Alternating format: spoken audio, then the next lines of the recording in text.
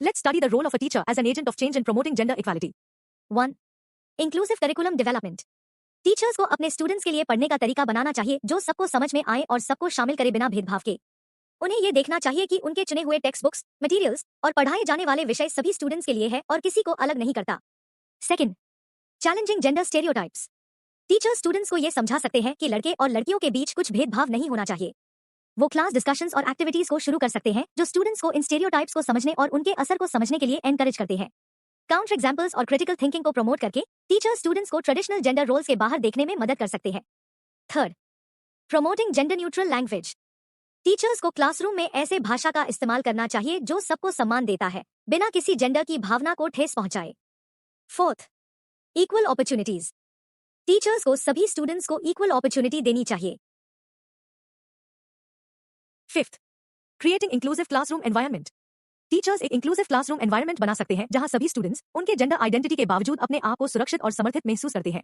इसमें bullying, harassment और discrimination जैसे टॉपिक्स को तुरंत और प्रभावी तरीके से एड्रेस करना शामिल है। Sixth, role modelling. टीचर्स का स्टूडेंट्स के लिए रोल मॉडल होना बहुत महत्वपूर्ण है। सभी जेंडर्स को इक्वल दिखाकर और सबको बराबर तौर पर ट्रीट करके टीचर्स अपने स्टूडेंट्स के लिए एक सकारात्मक उदाहरण सेट कर सकते हैं। अगर वीडियो पसंद आया तो लाइक और सब्सक्राइब कर दीजिए। चलिए आगे बढ़ते हैं। Seventh, gender responsive teaching. Teachers को ऐसे टीचिंग स्ट्रैटेजीज अपनानी चाहिए जो सभी जेंडर्स के स्टूडेंट्स के विभिन्न लर्निंग नीड्स और प्रेफरेंसेस को ध्यान में रखते हैं। इसमें अलग अलग टीचिंग मेथड्स का इस्तेमाल करना, सहयोगात्मक लर्निंग को बढ़ावा देना और स्टूडेंट्स को अलग अलग तरीके से अपने आप को व्यक्त करने के अवसर देना शामिल हो सकता है।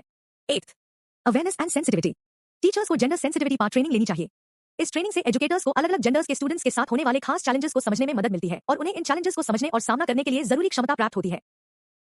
9. Supportive counselling. शिक्षक जिन्हें लगता है कि उनके विद्यार्थी जेंडर आइडेंटिटी, भिन्नता या पीड़ित होना जैसे मुद्दे से गुजर रहे हैं, उन्हें समर्थन और मार्गदर्शन प्रदान कर सकते हैं।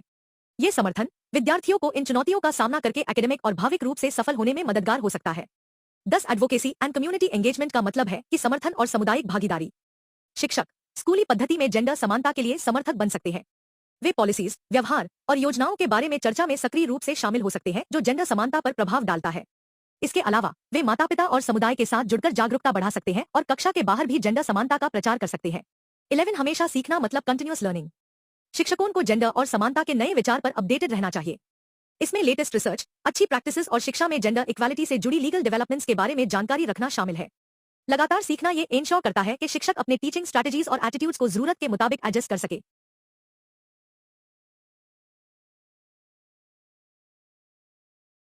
Thanks for watching.